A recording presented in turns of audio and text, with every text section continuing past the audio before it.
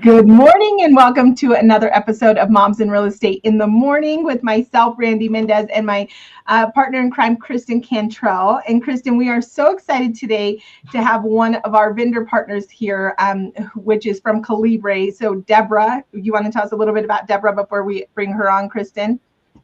Yeah, actually, Deborah, are you frozen? I don't think so. Am I just frozen? Yeah, you're frozen. Oh, no, before we even got her on here, she's gone. We'll give her a minute to get back on because I really want her to give her. Oh, there you are. Hi. You got to start with the grand entrance, right? Yes. Nothing like technology sometimes. But yeah, we're really excited to have you here, and we just want you to give everybody a little bit of your background in the real estate industry, and then how did you end up at Calibre? All right. Well, awesome. Thank you for that.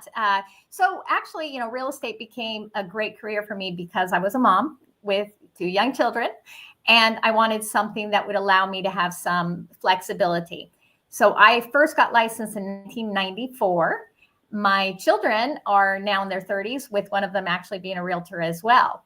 And she has 4 of her babies. So this is a great career for moms for sure. With that being said, I have been doing real estate with my husband since 1994. I became an instructor several years ago. I was able to meet somebody from Rennie a couple years back, program, and having met them, they introduced me to the Rennie program, which is now part of Calibre. So I was very excited. Negotiation has always been a strong point of mine, and so I just love the program. Why don't you tell everybody what does that stand for? Because a lot of people listening probably don't know what it is. Absolutely. So Rennie is the Real Estate Negotiating Institute, which was now purchased by Calibre, like I said, and now it's a great certification available to all those that want to learn more about negotiations. I love that, Deborah. I actually did my Rennie certification years ago, and just recently I was like, is that something I have to upkeep, or is that a one-time certification? And so it's so funny because just recently I was wondering where that was. And in case we have anybody that's tuning in, we do have a lot of newer agents. Can you just kind of tap a little bit on what Calibre is as well, so that they understand all the different facets of education that you guys offer? Sure. Well, Calibre is definitely meets everybody's needs as far as a real estate education. They have everything from pre-licensing to post-licensing to continuing education for realtors and real estate agents throughout the country. And it definitely has been around for quite some time. I do not work for Calibre. Let me state that. I'm an independent contractor with Calibre, but I just absolutely love them. Oh, that's awesome. Yeah, I love that. Such a great partner to Moms in Real Estate. We're really grateful for it. I just, and their follow-up is killer. I just started exploring getting my California license, and I'm like, I need Calibre's level of follow-up in all of my businesses. It is amazing. One of the things that you're going to talk to us specifically about today is becoming a certified buyer expert, right? And really how to grow your real estate business by mastering effective communication with buyers. And I think this is an important conversation, considering the landscape of how we work with buyers has changed more in the last probably 2 years than it had in the last 25 years. So tell us a little bit about that, Deborah. Sure. Thank you. Yes, actually, as we all know, with the lawsuits last year and the settlements, that everything did change for many states. I'm actually now in the state of Georgia. I began in Florida, but in the state of Georgia, we were one of the 18 states that already had a buyer agency agreement in place. And you would think it would have made it a lot easier. The reality is that it wasn't, because it wasn't being enforced like it should be. So we're all in the same boat where our landscape has changed. We do need to know how to present our value. We need to know how to speak to buyers about their responsibilities, about purchasing, and how we are going to be worth it. My opinion on all this has been that in the past, take back to when I started in 1994, buyers really didn't care if you represented them or not because they weren't paying you. But now, with over 3 million real estate agents in the country, 84,000 right here in Georgia, that it just became a situation where, now you've got to do, just like you do a listing presentation for a seller, you have to do a buyer presentation and consult for that buyer and definitely prove your worth. Mm-hmm. So it's definitely different. 100%. I also I'm in Nevada, and so we've had buyer broker contracts, but you're so right. I mean, I remember we even had a couple agencies that specialized in representing buyers. And I remember early on in my career, like they kind of had the language of like free representation. And so in real estate, I think one of the no-nos that we make that is not unintentionally harmful, but we kind of copy what other people are doing. So I think that language of like free representation, really, you know, I'm probably guilty of it in my 23-year career at one point or another, right? I'm definitely guilty of it. And so I do think it's important. And I will say this, and tell me if you agree, Deborah. I think that I'm personally excited. I think this is an opportunity to level up the industry and to level up the experience so that the consumer, and I think it's probably going to take a year or two of the changes. And maybe we will have some consumers that say like, absolutely not, I'm not going to go, I'm going to do it on my own. But I think then it'll come back full circle. And we'll also have the people that are like, I'll never do it again without an agent. And now we will have a higher value. What do you think about that?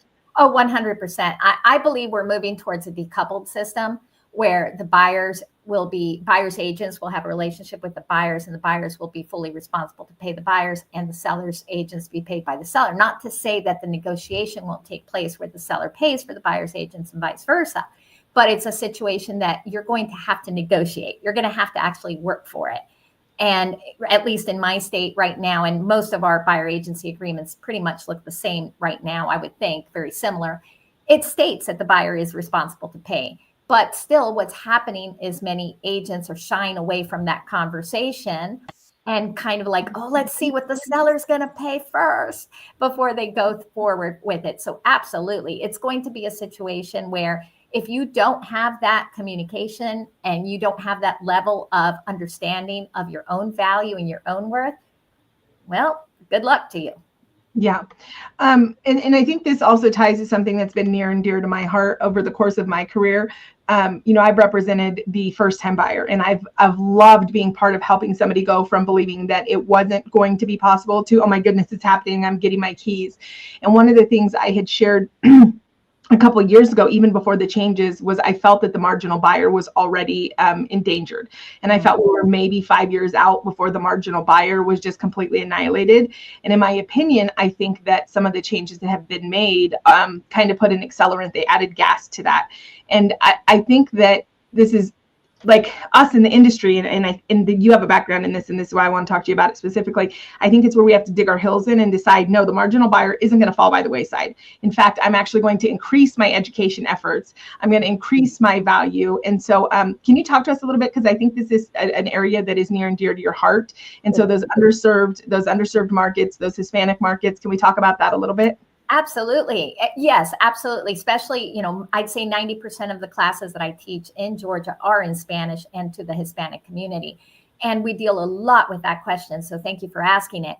The reality is it's no different than what they have in their pocket is what they have in their pocket. What they are able to buy is what they're able to buy. So it's not that they can't buy, or the way that they're underserved is the lack of knowledge, like you said.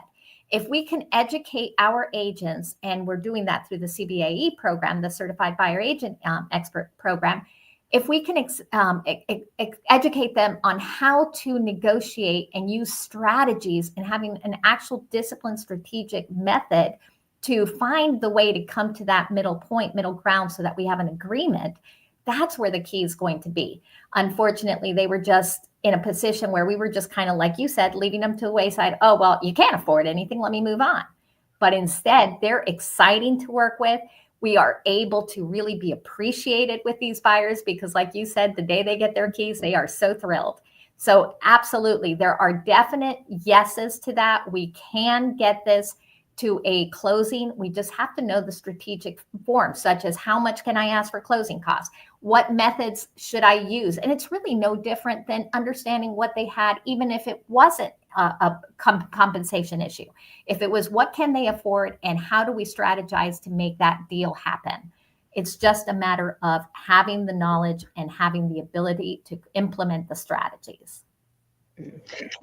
Sorry, Kristen, I'm hogging the whole interview. Totally I love listening. But I think that that's something that is so important. We have a partner, a friend here that is part of Moms in Real Estate and helps us a lot. Rachel Krill, she's amazing. And one of the things she always talks about is helping them understand their overall cash to close and not confusing it and muddying it by dissecting it and getting them, overwhelmed of like, how do I do this? And so that's my question for you, Deborah, for the agents that are watching. And I agree 100%. Like it's a matter of unlocking our confidence, because when you start to understand, I am actually worth this value, and and it's worth it to the client. When you honestly believe, then you become prescriptive, and all of a sudden it's not like, can we do this? It's how do we do this, right? So for the agent that really wants to unlock that next level of confidence, are these tactical things that you'll be working through in the designation? Oh yes, 100%. When we're on the certified buyer agent expert class, we are teaching you actual methodology. We're teaching you actual strategies. We're teaching you how to understand what closing costs we can ask for from the seller.